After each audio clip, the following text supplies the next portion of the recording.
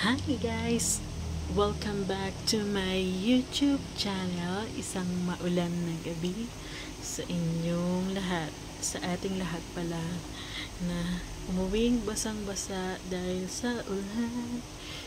Tag-ulan na talaga guys. So, kailangan dala na tayo ng payong, kapote, kasi may bagyo tayo at habagat. So, lagi kayong mag-ingat kasi madulas ang daan, madulas ang aksidente.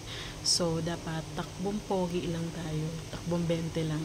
So, ngayon guys, story time tayo. Habang nag-i-scroll ako sa Facebook, may nakita ako na viral post ng isang owner ng isang restaurant. So, palagay ko, aware naman na kayo doon.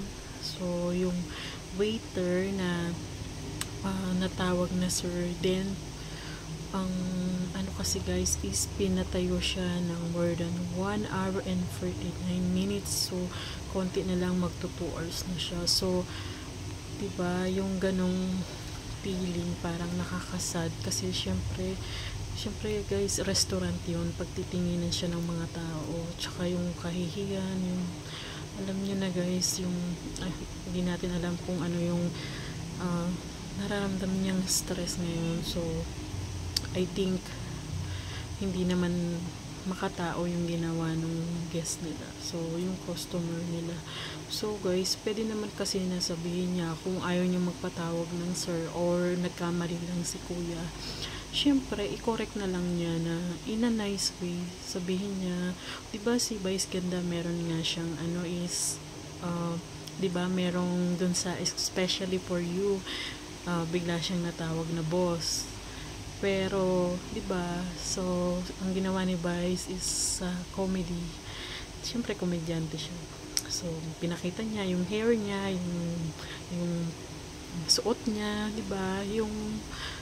Pero yung ginawa nung guys, sobrang nakakalungkot lang kasi bakit ganun, 'di ba? Kailangan yung maranasan yung ganung treatment, 'di ba? As a waiter, syempre pagod ka na sa nakatayo ka hanggang anong oras ka naka-duty, yung bus out, yung customer, minsan yung customer complaint, marami yan. Kumbaga, parang hindi makatao yung ganun ginawa ni customer dun sa waiter. Alam nyo guys, nagtrabaho din naman ako sa sa food and beverages. So, may time talaga na syempre makakatawag ka ng Miss, Mr. Pero kasi meron kasi akong manager, sobrang professional niya. Pero gay siya, so, gay naman siya. So, gay siya, pero ang sabi niya kasi, at tinanong namin siya kung paano namin siya tatawagin. Ang sabi niya, pag nakasuot ng panlalaki, naka-formal dress, naka-coat and tie, pwede siyang tawagin sir. Pero pag nakapambis pang babae siya, parang 100% talaga na niyakap na niya yung pwede siyang tawagin miss.